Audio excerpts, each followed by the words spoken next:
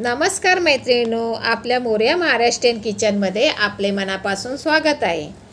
आज आपण बनवणार आहोत एक झणझणीत पारंपरिक आणि गावरान चव असलेला गवारीचा ठेचा। ही डिश आहे पारंपरिक चव आणि गावाकडच्या आठवणींनी भरलेली।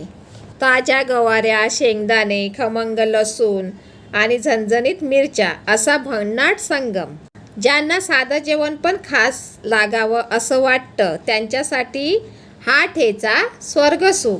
तर चला न थांबता बघूया कसा बनतो हा झणझणीत घरगुती गवारीचा ठेचा, अगदी माझ्या खास स्टाईलमध्ये। लोखंडी कढईमध्ये थोडंसं तेल ओतलं, त्यात 5-6 लसूणच्या पाकळ्या, 5-6 हिरव्या मिरच्या आणि मुठभर शेंगदाणे खरपूस भाजून घेतले। मिरच्यांना चांगले डाग पडले पाहिजे तेव्हा हे सर्व मिश्रण आपण काढून घ्यायचं। त्यानंतर गावरान गवार चांगली डाग पडेपर्यंत खमंग भाजून घ्यायची। मे महिना असल्यामुळे माझी मैत्रीण गावी गेली होती। तिने गावावरून येताना माझ्यासाठी तिच्या शेतातल्या गवारीच्या शेंगा आणल्या, म्हणून म्हटलं आपल्या वायटी फॅमिलीसाठी गावरान गवारीची एक रेसिपी करून दाखवूया।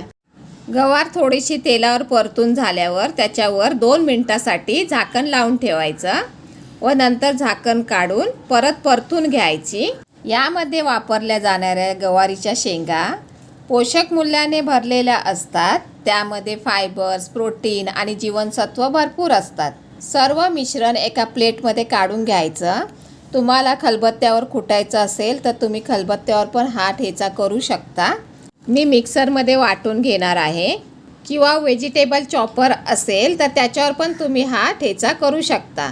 नंतर त्यात चवीनुसार मीठ घातलं व थोडं मिक्सरला मी असं ओबडधोबड वाटून घेतलं। तुम्ही बघू शकता असं याप्रमाणे आपण वाटून घ्यायचं। त्यानंतर त्याच कढईमध्ये थोडंसं तेल घालायचं 1 चमचा व हा ठेचा चांगला खरपूस परत एकदा परतून घ्यायचा। तुम्ही गावी गेला असाल तर शेतातील अशीच ताजी गवारी घेऊन या आणि अशा पद्धतीने गवारीचा ठेचा करून बघा, तुम्हाला नक्की आवडेल। हा ठेचा इतका सोपा आहे की एकदा केला की तुम्हाला दररोज करावासा वाटणार। गरम भाकरी, त्यावर हा ठेचा आणि फोडलेला कांदा, बस काही नको मग। ह्या ठेच्याचा एक खास म्हणजे हा गावरान पद्धतीने करायचा, म्हणजे नुसता चविष्टच नाही तर आपल्या गावाकडच्या आठवणही जाग्या होतील।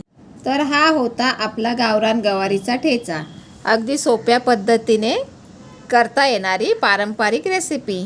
तुम्ही एकदा करून बघा आणि कसा झाला ते मला कमेंट करून नक्की सांगा। व्हिडिओ आवडला असेल तर लाईक करा, आपल्या मोरया महाराष्ट्रीयन किचन चॅनलला सबस्क्राईब करा आणि बेल आयकॉनवर नक्की क्लिक करा। भेटूया अशाच एका नवीन रेसिपीसोबत। धन्यवाद।